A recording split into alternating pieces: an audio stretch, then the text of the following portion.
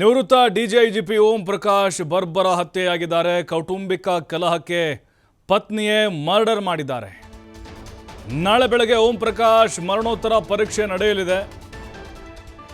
Scent John's ಆಸ್ಪತ್ರೆಯಲ್ಲಿ post mortem ನಡೆಯುತ್ತೆ.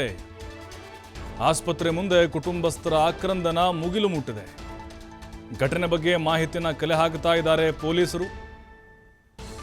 ಹಿರಿಯ ಮಾಜಿ IPS ಅಧಿಕಾರಿ ಇವರು. IG DGIGP ಆಗಿದ್ದರು, SP ಆಗಿದ್ದರು, ಲೋಕಾಯುಕ್ತ SP ಆಗಿದ್ದರು, ರಾಷ್ಟ್ರಪತಿ ಅವ್ರ ಕಡೆಯಿಂದ ಪದಕವನ್ನು ಕೂಡ ಪಡೆದುಕೊಂಡಿದ್ದರು. ಭಾಳ ಕರ್ತವ್ಯ ಪ್ರಜ್ಞೆಯಾಗಿದ್ದರು. ಈಗ ಅವರನ್ನು ಅವರ ಹೆಂಡತಿಯೇ ಬಹಳ ಭೀಕರವಾಗಿ ಕೊಲೆ ಮಾಡಿದ್ದಾರೆ. ರಕ್ತದ ಮಡುವಿನಲ್ಲಿ ಬಿದ್ದಿದ್ದರು ಓಂ ಪ್ರಕಾಶ್. ಇವರೇ ಅವ್ರ ಹೆಂಡತಿ ಪಲ್ಲವಿ ಫೋನ್ ಮಾಡಿ ಕೊಂದುಬಿಟ್ಟಿದೆ ನನ್ನ ಗಂಡನ್ನ ಅಂತ ಪೊಲೀಸರನ್ನ ಕರೆಸಿದ್ರು. ಅದಾದ ಮೇಲೆ ಪೊಲೀಸರು ಬಾಗಿಲು ಬಡಿದ್ರು, ಎಷ್ಟೋ ಬಡಿದ್ರು, ಓಪನ್ ಮಾಡಿರಲಿಲ್ಲ. ಮೊದಲ ಮಹಡಿಗೆ ಹೋಗಿ ಔತ್ಕೊಂಡು ಕೂತಿದ್ರು ಮಗಳ ಜೊತೆಗೆ. ಪೊಲೀಸರು ಹೋಗಿ ನೋಡಿದಾಗ ಕಂಪ್ಲೀಟಾಗಿ ಆ ಹಾಲು ರಕ್ತಸಿಕ್ತವಾಗಿತ್ತು. ಸದ್ಯಕ್ಕೆ ಸೆಂಟ್ ಜಾನ್ಸ್ ಆಸ್ಪತ್ರೆಯಲ್ಲಿ ಅವರ ಮೃತದೇಹವನ್ನು ಇರಿಸಲಾಗಿದೆ. ನಾಳೆ ಅವರ ಮರಣೋತ್ತರ ಪರೀಕ್ಷೆ ನಡೆಯಿದೆ. ಈಗ ಎಲ್ಲ ಪ್ರೊಸೀಜರ್ಗಳು ಮುಗಿಬೇಕಾಗಿದೆ. ಯಾಕಂದರೆ ಕೂಲಂಕುಷವಾಗಿ ಇದು ತನಿಖೆಯಾಗಬೇಕು. ಸಾಕಷ್ಟು ಅನುಮಾನಗಳಿದ್ದಾವೆ.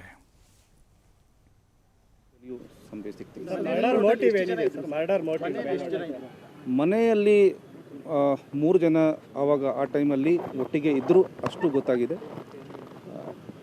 Let the further information be told later. ಏನು ಯಾರು ಒಬ್ರು please.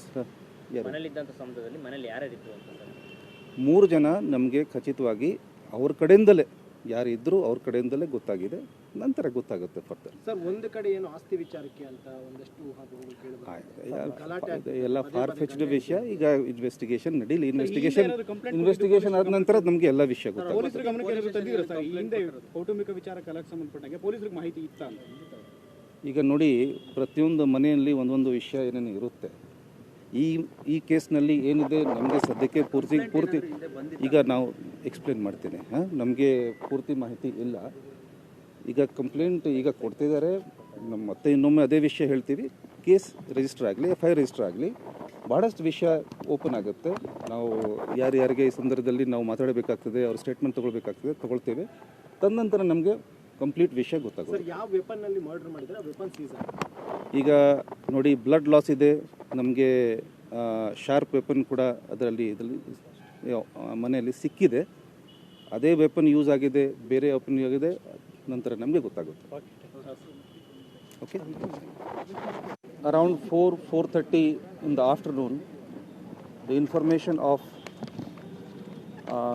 death of Sri Om Prakash, ex-DG and IGP of Karnataka State, was received. Upon receipt of this information, immediately it was attended to.